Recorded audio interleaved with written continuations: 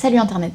En 2025, je crée un fanzine par mois que j'expédie à mes abonnés et il y a quelques jours, je vous ai proposé une boîte à questions sur mes réseaux sociaux pour que vous puissiez y poser vos questions. Aujourd'hui, j'ai quelques commandes à préparer de fanzine, je vais faire le façonnage avec vous et je vais en profiter pour répondre à vos questions.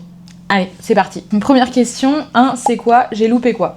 Bon, bah écoutez, ça tombe bien parce que je vais justement m'occuper du fanzine de janvier. Un matin de décembre, je me suis levée et je me suis dit que c'était dommage parce que j'ai un boulot alimentaire et que ce boulot alimentaire m'empêche de dessiner au quotidien. Et j'avais pas envie de complètement arrêter de dessiner et de laisser mon activité d'illustratrice de côté. Donc je me suis dit que j'allais me lancer un défi. Les fanzines, c'est quelque chose du coup que j'aime bien créer.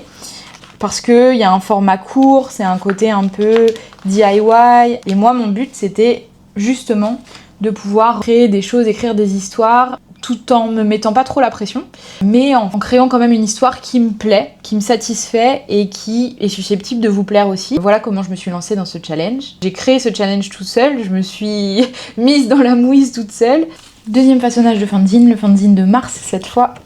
Et la question qui va avec, est-ce que tu pensais tenir si longtemps? Quand j'ai commencé, j'étais très optimiste en me disant que j'ai un max d'histoires que je veux raconter et j'en ai encore plein en réserve, ça c'est clair. Donc pour l'instant j'en ai fait 7, il me reste un max d'histoires, il y en a pour plusieurs années de challenge fanzine avant d'épuiser les histoires que j'ai envie de raconter. Mais pour répondre à la question initiale, est-ce que je pensais aller aussi loin dans le challenge? Dans tous les cas, j'avais pas le choix parce que, comme je l'ai dit, la première personne qui s'est abonnée, et je l'en remercie, c'est une personne qui s'est abonnée pour l'année, donc qui m'a contrainte, mais contrainte de la bonne manière, à aller jusqu'au bout de mon challenge, de faire les 12 mois. Et donc, est-ce que je pensais que j'irais aussi loin? Oui, je pensais aller aussi loin.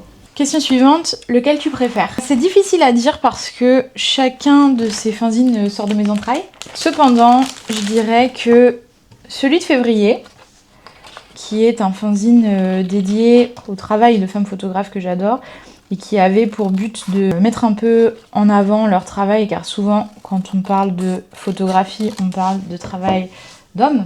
Donc je dirais que celui de février fait partie de mes préférés. Il a la forme d'une pellicule photo. J'adore aussi celui de juin, puisque celui de juin parle de conspiration, de course à l'espace. Il a la forme d'une cassette audio et il est basé sur un début d'histoire vraie. Il parle aussi de guerre froide et donc on peut écouter une bande audio en le lisant. Une bande audio d'une femme qui aurait été envoyée dans l'espace, une femme soviétique. Ça fait partie de mes préférés. Et celui que je vais faire juste après est probablement celui que j'aime vraiment le plus. Celui que je vais préparer maintenant, c'est celui d'avril. Il s'appelle 4949 et c'est mon préféré.